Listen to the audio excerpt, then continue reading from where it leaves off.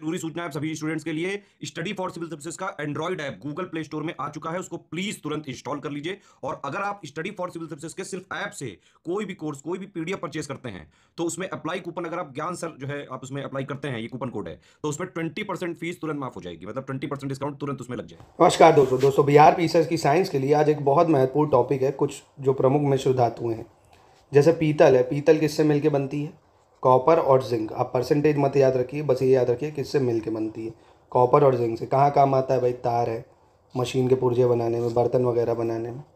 कांसा, कांसा copper और tin से मिलके बनता है। कांसा ये सबसे ज़्यादा पूछे जाते हैं, पीतल और कांसा। पीतल में कॉपर जिंक होता है, कांसे में कॉपर टिन होता है। ठीक है, पीतल में कॉपर जिंक, कांसे में कॉपर टिन। ठीक है, ये भी बर्तन और मूर्तियाँ बनाने में काम आता है।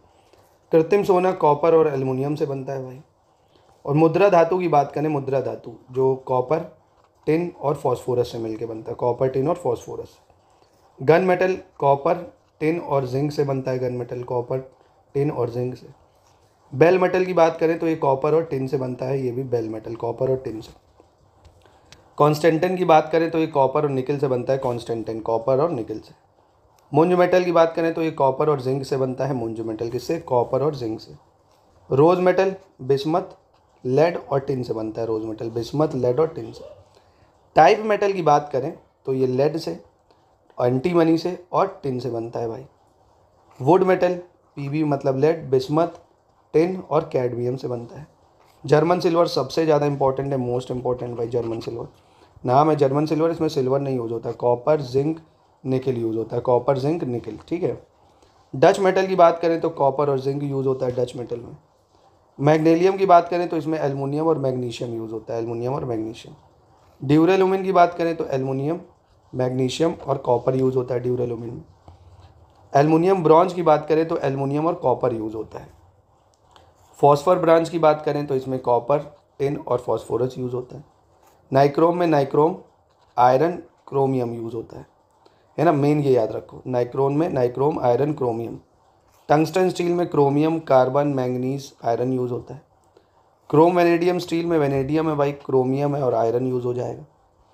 शोल्डर की बात करें तो लेड और टिन यूज हो जाएगा, शोल्डर में बहुत इंपॉर्टेंट है शोल्डर, लेड और टिन। ठीक है। इसके बाद एनिल्को की बात करें तो स्टील, एल्युमिनियम, निकल यूज होता है। स्टेनलेस स्टील में आयरन, क्रोमियम, निकल यूज होता है, यह भी महत्वपूर्ण है, आयरन, क्रोमियम, निकल। इसके बाद आपका मैंगनीज स्टील में मैंगनीज और आयरन यूज होता है दोस्तों। ऐसे ही दोस्तों अगर आप ये लिस्टिंग लेना चाहते हैं ना तो आप ये ले सकते हैं। अभी मैं आपसे कह रहा हूँ ये 34 पेज की मात्र साइंस की कंप्लीट लिस्टिंग लेके आप पूरा रिवीजन एक ही जगह बैठ के कर सकते हैं, है ना। ऐसे ही आपको हिस्ट्री, ज्योग्राफी, पॉलिटी सारा study material study for civil services में लेटेस्ट एंड पैटर्न के टेस्ट के साथ दिया जाएगा। क्रोमियम स्टील में क्रोमियम, कार्बन, आयरन हो गया। निकल स्टील में निकल है भाई, कार्बन है, आयरन हो गया। मोनल मेटल में कॉपर, आयरन, निकल हो जाता है। और वही डेल्टा मेटल में कॉपर, जिंक और आयरन हो जाएगा। ठीक है, तो इसको पढ़िए दोस्तों और कोशिश करिए आप स्टडी मटेरियल SCS के से पढ़ें, तो ताकि आपको बुक्स में चीज़ें ढूंढनी ना पड़े बाहर।